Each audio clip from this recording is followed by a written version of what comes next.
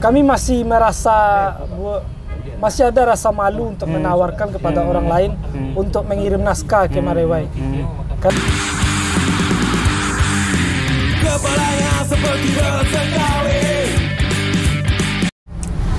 Halo teman-teman, balik lagi di program Cerita Sisi Lain bersama saya Boy Chandra. Di episode kali ini kita akan ngobrol sama salah seorang anak muda dari pesisir selatan, penulis, punya penerbitan, dan pendiri media lokal marewai.com. Di sebelah saya ada Arif P. Putra. Selamat datang, Arif. Sehat? Teman sehat, alhamdulillah. Arif P. Putra ini dari pesisir ya? Iya, Bang. Tapi udah menetap di Padang? Atau masih bolak-balik? Enggak, menetap di Padang, maksudnya sudah punya KTP Padang udah setahun nih. Oh, tapi masih berarti bolak-balik, udah ya. punya KTP Padang? Udah, tapi masih bolak-balik Padang. Padang pesisir. Padang pesisir. Arif kan jurusan sastra Indonesia ya? Tepatnya bahasa dan sastra Indonesia. Pendidikan? Iya. Pendidikan. Menulis puisi? Menulis puisi kalau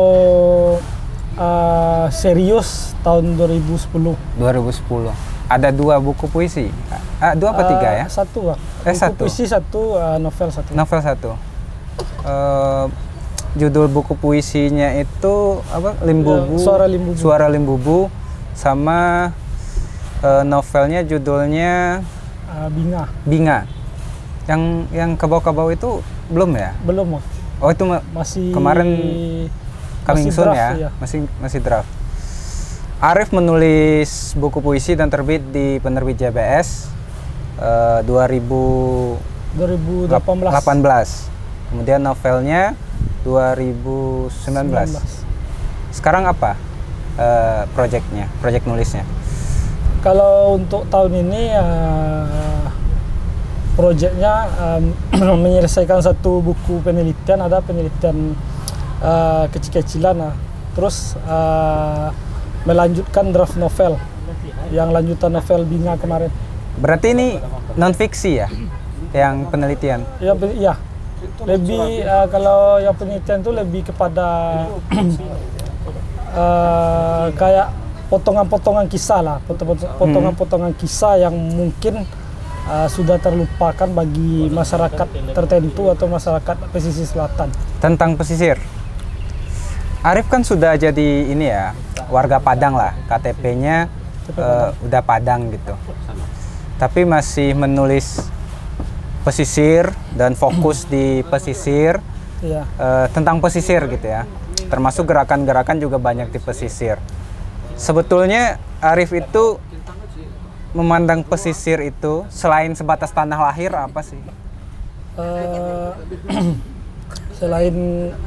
Selain saya putra daerah, yeah. Yang saya pandang itu seperti apa namanya, seperti adik dan kakak. Maksudnya adik dan kakak itu bencinya ada, sayangnya juga ada. Maksudnya itu kan kebanyakan yang saya sendiri pun merasakan kepatah hatian terhadap kampung halaman itu ternyata menimbulkan sayang yang lebih besar. Apa yang bikin Arif kecewa? Salah satunya tuh kalau ini kita cerita di ranah yang saya geluti. Yeah. Maksudnya satu, tidak adanya wadah yang konsisten. Wadah yang konsisten itu maksudnya tuh seperti kegiatan komunitas atau semacam perkumpulan. Kemudian sumbangsi pemerintah ataupun sumbangsi substansi atau lembaga yang terkait dengan bidang kesusastraan atau kesenian itu tidak ada. Maksudnya kalaupun ada itu momentum ya. Iya, lebih kepada seremonial atau gitu ya. euforia. Oke, Arif mendirikan sebuah media lokal berfokus ke seni budaya, terutama pesisir selatan ya kontennya, dengan 2 orang teman lainnya. Ada Bang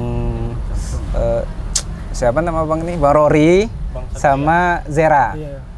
Arif sebagai pendiri. Apakah mendirikan media ini juga salah satu bentuk efek kekecewaan Arif terhadap pesisir tadi? Kalau media itu sebenarnya bukan efek kekecewaan, tapi efek sayang tadi. Ya. Efek sayang itu maksudnya itu saya berpikir nampaknya atau ini atau anggaplah ini pendapat saya pribadi. Ya. Kalau tidak kita yang membuat kegiatan tersebut ataupun agenda-agenda kecil atau pergerakan kecil, toh selama ini tidak ada yang kita tunggu. Selain merewai.com, ada media lokal lain nggak yang fokus seni budaya, bukan yang berita-berita gitu? Kalau yang fokus seni budaya seperti yang sudah saya sebutkan tadi, lebih kepada euforia. Maksudnya itu ada beberapa media lokal yang memang membahas seni budaya atau tradisi lokal, tapi itu masih terkesan seremonial, ya euforia gitu. Tidak konsisten. Tidak konsisten dan kalau menurut saya pribadi, kawan-kawan itu lebih tergiur sesuatu hal yang sifatnya project bukan? Iya, instan dan sifatnya lebih kepada project. Habis ini udah. Oke. Merewai itu udah berapa tahun, Rif? 2 ya? Iya, udah 2 tahun. 2 tahun ya? 2 tahun. Selama 2 tahun kan artinya juga ada biaya energi. Itu gimana cara mengakalinya? Karena kan media kecil lokal itu kemungkinan besar belum bisa menghidupi dirinya sendiri kan. Betul. Cara mensiasati maksudnya tuh dari segi ekonomi lah gitu, finansial atau ya, transportasi. Minimal untuk penggerakan ininya dulu, penggerakan medianya dulu gitu. Kalau itu dari awalnya sudah dibahas dengan 2 orang teman yang ada di Merewai, dan di dalamnya sudah kita sepakati, maksudnya itu begini, kan ada 3, satu bagian ini, satu yang mengurus ini, satu lagi yang ini. Jadi kalau untuk anggaplah atau biaya gitu, itu sudah ada yang mengakalinya. Berarti kan sifatnya masih kolektifan gitu ya, masih kolektif. Belum bisa menjadi media komersial seperti media-media lain ya. Tapi itu ada ini nggak sih? Karena kan membawa nama pesisir selatan, mau nggak mau itu menjadi salah satu media lokal seni budaya dari pesisir selatan. Bahkan di Sumatera Barat sebenarnya yang konsisten selama 2 tahun belakangan. Dari lembaga pemerintah sendiri, katakanlah Dinas Kebudayaan, ada nggak semacam support gitu? Apakah dalam bentuk alat pendukung atau apa gitu? Kalau semacam support atau katakanlah saya menganggapnya sebuah apresiasi. Kalau untuk apresiasi mungkin ada beberapa, cuma maksudnya apresiasi di sini cuma sekedar ucapan. Ya, tapi ya maksud yang ingin saya sampaikan itu maksudnya itu apresiasi yang mungkin yang diharapkan atau yang anggaplah saya mengharapkan itu semacam wadah. Jadi instansi atau lembaga terkait kerjasama. Ya, pertanyaan itu berbeda, maksudnya itu pertanyaan itu begini, apa yang bisa kami bantu untuk kalian? Ya. Maksudnya itu begitu, bukan sekedar semangat lanjut ini. Ya kalau itu mas semua orang juga bisa gitu. Itu yang menurut saya apresiasi sih, tapi belum termasuk support, dan kemudian palingan berita-berita terkait atau info-info kegiatan mungkin tetap kami tayangkan, dan semuanya tidak bisa kita masukkan. Artinya tetap diliput ya, tetap diliput. Tapi itu nggak ada kerjasama secara tertulis dengan pemerintahan. Kalau maksudnya itu kalau kita tetap kerasati, maksudnya itu kita tidak ada kerjasama dan tidak kita liput, itu kalau menurut saya itu tidak tidak bagus untuk perkembangan atau iklim yang ada di tempat kita. Tapi Arif dan kawan-kawan di Marewai itu kan artinya terbuka untuk kerjasama itu kan ya. Misalnya dengan pemerintah mau ada kerjasama terbuka untuk itu ya. Cuma mungkin pemerintahnya belum membukakan pintu gitu ya. Mungkin tidak bisa kita pungkiri kan. Media ini kan masih media kecil, maksudnya masih 2 tahun lah. Dan kemudian gerakan-gerakan kami hanya seputar kearifan lokal. Jadi mungkin sebagian orang menganggap itu mungkin receh gitu. Maksudnya tuh agenda-agenda atau gerakan yang kami jalankan tuh, yang kami jumpai atau kami masuk ke pedalaman tuh, jadi terkesan kerja-kerja yang sudah ada sejak dulu. Jadi sebagian orang menganggap katakanlah itu sudah dilakukan dulu sebelum saya lahir atau sebelum Marewai ada, itu udah ditulis orang atau udah dijumpai orang atau sudah dikunjungi orang. Tapi yang di Marewai itu yang ingin kami sampaikan sebenarnya hal-hal kecil itu yang mulai hilang. Maksudnya tradisi, kesenian yang kecil-kecil itu maksudnya seperti kebiasaan-kebiasaan orang dulu, orang kampung. Kan sekarang udah tergeser. Iya, tapi itu sih beda ya. Misalnya katakanlah budaya tradisional itu walaupun sudah ditulis, tapi kan fungsi Marewai di sini bukan untuk menulis sebenarnya, untuk mendistribusikan hal-hal itu kan sebetulnya gitu. Itu yang tidak dimiliki oleh orang-orang dulu. Kalau misalnya orang dulu menulis, ya sekarang di mana? Siapa yang mendistribusikan gitu? Siapa yang menyampaikan kepada orang di luar pesisir gitu. Nah, Marewai ini kan artinya kan corong pesisir ini secara tidak langsung ya gitu. Mewakili pesisir, mewakili suara pesisir selatan kan ya. Iya, terus kemudian yang saya lihat di pesisir, khusus di pesisir ya. Kita tuh kekurangan arsip. Ya. Sebenarnya nggak di pesisir aja ya? Iya, kalau tempat lain kan saya nggak berani. Saya nggak berani ngomong. Iya. Di pesisir kan kita kekurangan arsip. Maksudnya tuh mungkin banyak orang yang tahu apa yang kami dapatkan atau yang kami tulis dan kami publikasi. Terutama orang tua-tua ya? Iya, tapi tidak ada yang sesuatu arsip yang menuliskan. Bisa menuliskan. Anggaplah katakanlah dinas pendidikan dan kearsipan itu kan ada di kabupaten dan pustaka daerah. Itu pun beberapa kali saya kunjungi, malahan tidak ada arsip yang begitu penting lah, maksudnya untuk identitas sebuah daerah. Iya, yang ada itu palingan tentang pemerintahan, susunan kabupaten. Hanya ada itu, dan sulitnya mungkin kita tidak bisa menyalahkan seutuhnya kepada pemerintah. Betul. Maksudnya tuh mungkin anak-anak muda atau putra-putri daerah tidak mau menjemput bola.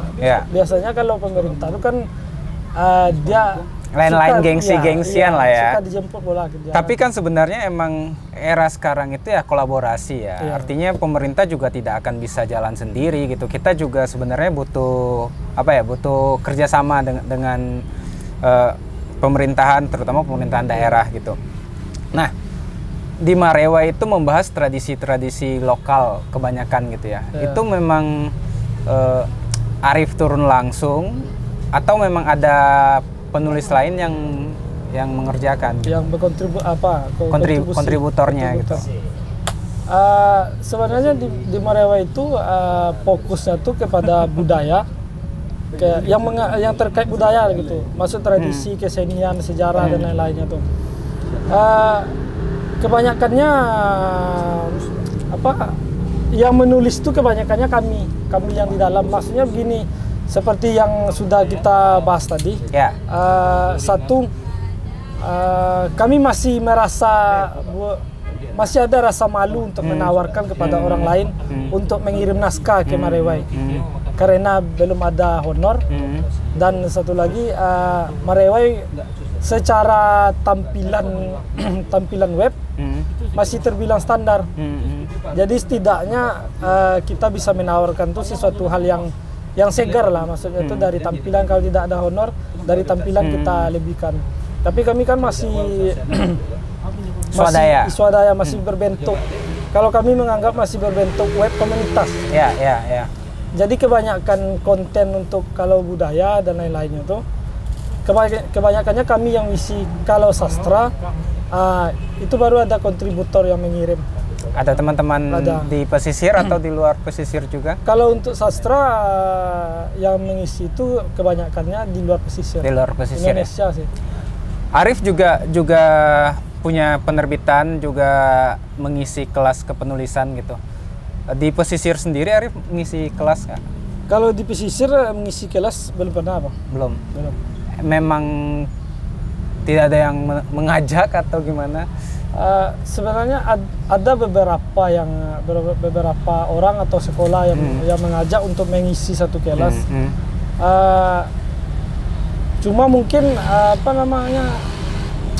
agendanya itu kurang jelas secara runutannya tuh. Maksudnya undang, maksudnya sekedar ngundang ya terus daftar mungkin kan. Iya, kadang-kadang itu ya. Kita nih di daerah ini nggak memandang pekerjaan penulis itu masih sebatas bukan pekerjaan yang serius ya. Padahal kan seharusnya itu sama dengan profesi lain, pekerjaan-pekerjaan lain. Nah, Arif, sebenarnya kan ini satu jalan semua, Arif ya. Ada website atau portal, kemudian Arif bergiat di kepenulisan, terus Arif punya penerbit juga gitu. Nah, penerbitnya namanya Purata, penerbit Purata. Ini penerbit independen, Bang. Penerbit indie yang juga menerbitkan. Sebenarnya siapa aja bisa menerbitkan di sini ya? Bebas. Soalnya awal penerbit itu yang mengajak itu atau yang foundernya itu kawan juga, tapi dia bukan orang pesisir, dia orang Solo, tapi dia merantau di Malang. Di Malang. Jadi kisah kami itu hampir sama, maksudnya itu mungkin sekarang sudah banyak penerbit indie yang berkeliaran kan. Jadi dulu tuh untuk pengalaman saya kan, mencari sebuah penerbit itu sangat sulit. Kalau toh ada penerbit indie yang mau, itu pun pelayanannya atau hasil yang kurang maksimal dan lebih kepada sekedar untuk komersil aja, cari uang terbit kan. Jadi dari situ berangkatlah penerbit Purata tadi. Kami buat tahun berapa, Rif? Tahun 2018. 2018. Tujuannya itu emang untuk penulis baru atau penulis muda gitu. Penulis yang baru menerbitkan naskahnya. Itu kami bersedia. Adapun penerbit yang anggaplah sudah punya nama atau sudah naskah kesekiannya, itu biasanya kami tolak. Iya. Maksudnya ditolak tuh, maksudnya tuh gini. Satu secara ini penulis ya? Iya. Secara apa kan? Secara manajemen kami belum siap, belum siap itu. Ada nih penulis yang udah punya nama. Ya. Masa dia nerbitkan indie ke penerbit yang kecil gitu. Tapi kan sebenarnya fungsi penerbit indie bedanya dengan penerbit mayor itu kan mereka sebatas memproduksi buku kan? Iya, yang kami maksud tuh takutnya tuh kami memikirkan efek bukunya tuh. Maksudnya daya kejut buku yang diterbitkan itu. Kan ada sebagian orang yang melihat dari penerbitnya aja, padahal belum tentu buku atau penulisnya, tapi dia hanya melihat dari penerbitnya. Misalkan ini masalah branding penerbit. Iya. Arif merasa belum pede untuk menerbitkan itu. Arif sekali ke pesisir selatan sekali berapa? Setiap minggu atau? Enggak, sekali sebulan. Tapi enggak rutin.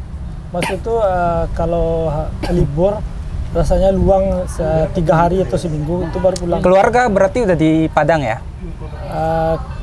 keluarga baru ya keluarga di Padang. Berarti istri orang pesisir juga. Iya. Berarti kalau pulangnya berarti emang pulang kampung keluarga ya. Artinya Arif pulang sekali sebulan atau sekali 2 bulan gitu.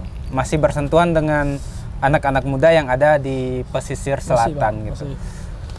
Gerakan anak muda di sana sendiri gimana menurut Arif? Kalau untuk gerakan, maksudnya gerakan di mana Bang? Di bagian Ya, apa apakah nih? gerakan komunitas, apakah gerakan kepenulisannya, Iya. sastranya gitu. Kalau untuk gerakan kepenulisan, kalau yang saya lihat beberapa tahun belakang, bisa dikatakan tuh tidak ada. Jikapun ada, itu masih terkesan jalan di tempat. Siapa penulis muda di pesisir selatan selain Arif yang aktif? Kalau untuk sekarang palingan ada di komunitas itu, namanya Bayang di Bayang. Ada itu beberapa anak muda yang aktif lah menulis dan produktif. Selebihnya kalau saya melihat nih, mungkin banyak yang penulis itu banyak, saya akui penulis banyak di pesisir. Maksudnya tuh penulis yang gimana dulu nih? Maksudnya kalau ya, tapi kan sekarang nih Rif, di daerah-daerah kan ada banyak gerakan literasi, ya, gerakan kepenulisan, nanti bikin buku bareng-bareng gitu Rif ya. Yang kadang-kadang itu sebatas euforia gitu ya. Di pesisir sendiri, Arif melihat fenomena itu terjadi juga nggak? Terjadi Bang, maksudnya ya terjadi itu baik difasilitasi pihak terkait ataupun mereka secara indie. Dan yang saya lihat itu ternyata efeknya tuh jangka panjang, masih efek jangka panjang itu. Jadi tidak ada satu wadah yang benar-benar membicarakan karya mereka. Jadi terkesannya itu instan ikut antologi langsungnya di penulis. Ya karena kan bisa satu hari nulis gitu ya. Tiba-tiba digabung jadi buku gitu. Itu menurut Arif membunuh mental petarung kita nggak sih sebenarnya gitu? Sebagai anak muda nih gitu. Kalau mental petarung secara personal saya rasa tidak. Tapi ya untuk iklim, kalau menurut saya pribadi itu tidak bagus. Maksudnya itu gini. Kenapa tuh, Rif? Misalkan ada si A nih, dia ada nulis misalkan 15 buku, judul buku. Yang si A satu lagi ini, dia belum pernah menerbitkan buku sama sekali, tapi dia rajin ikut beda buku atau diskusi dan mengikuti kelas-kelas lain yang berkaitan dengan kepenulisan. Kalau orang ini berdua ini bertemu, pasti tidak akan cocok nih. Yang satu orang yang suka diskusi dan setidaknya dia belajar dasar menulis lah. Yang satu ini hanya sekedar ngejar menulis, buku, bikin buku gitu ya. Dari apa namanya itu? Dari rasa ya. Menulis. Itu yang menyebabkan, kalau saya lihat di pesisir selatan, yang menyebabkan iklim kepenulisan itu tidak berkembang. Tapi di Purata sendiri bikin ini nggak sih, Rif? Sekarang kan banyak tuh penerbit indie yang bikin antologi bareng, tapi programnya dari penerbitnya nanti diterbitkan gitu, dicetak, nih penulisnya beli beberapa eksemplar. Purata sendiri bikin program semacam itu nggak? 2018 kami bikin, Bang. Cuma maksudnya tuh sekarang 2022, Rif? Iya, 2018 kami bikin. Awal-awalnya bikin? Iya. Ada 3 antologi kalau nggak salah. 3 antologi, kemudian tahun berikutnya 2019 kami nggak buat lagi sampai sekarang. Kenapa?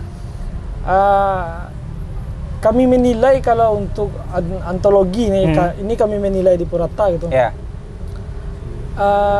Misi kami itu sudah keluar gitu dari jalurnya. Maksudnya tuh antologi itu kemudian apalagi untuk dibeli oleh penulis.